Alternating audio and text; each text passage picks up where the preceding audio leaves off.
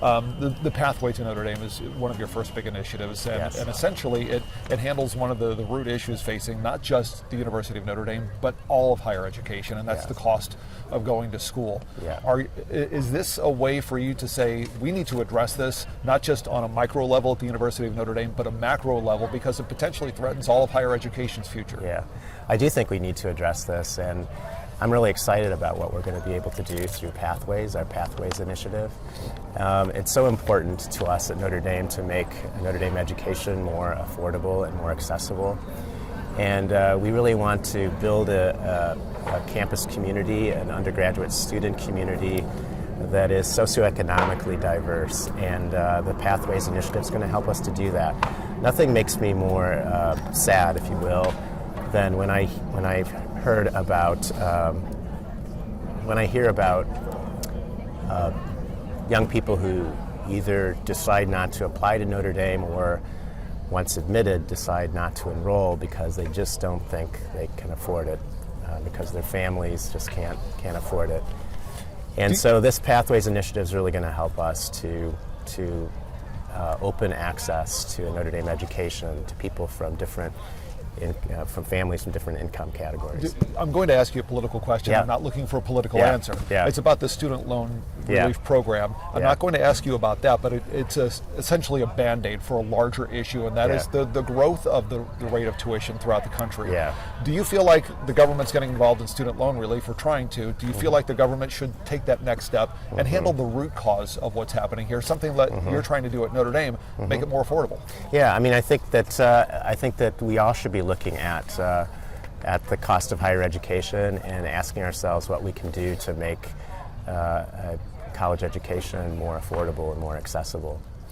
Looking around, you're going to hear a lot of hammering and banging today. Yes. It's a construction site. Yeah. Obviously, the campus of Notre Dame is a continual construction site. Yeah. At some point, do you reach a saturation point on campus that you might have to expand your footprint if you're going to continue this growth, or are we coming close to the close of the campus construction projects? Yeah, we don't have any plans to dramatically increase the footprint of campus. And a lot of the construction projects on campus these days are actually within the campus itself. We have some rebuilds going on. So anyway, no dramatic plans to expand the footprint of the Notre Dame campus. Obviously, you want to continue with Father Jenkins and Father Malloy's efforts to try to have community outreach with programs like this. Is that going to be one of your defining features as well for your presidency? Yeah, I've said over and over again that it's so important to recognize that Notre Dame, South Bend, and the wider region share a future. And Notre Dame is a part of this community, and I think it's incredibly important that Notre Dame continue to be engaged in this community in constructive ways. This is literally constructive, but I think that building a sense of community is really important. It's one thing to build homes, but to build a stronger sense of community where we're all looking out for one another and caring for one another. And I really would love Notre Dame. I want to see Notre Dame bring its research strengths to this local community to address some of the challenges that people in this community face.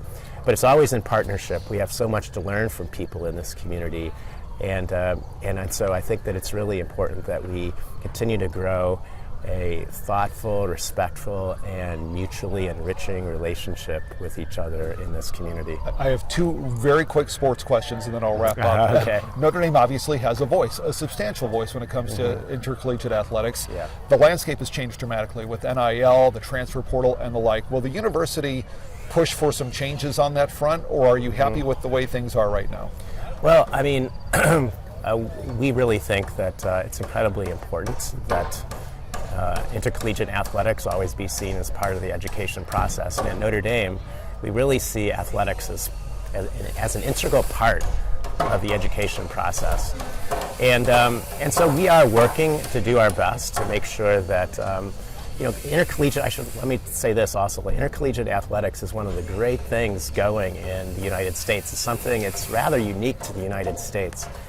And so we want to play our part to make sure that we're keeping this, maintaining the integrity of intercollegiate athletics, which is such a wonderful thing here in the United States. Is the NIL, is the transfer portal, is that challenging the integrity?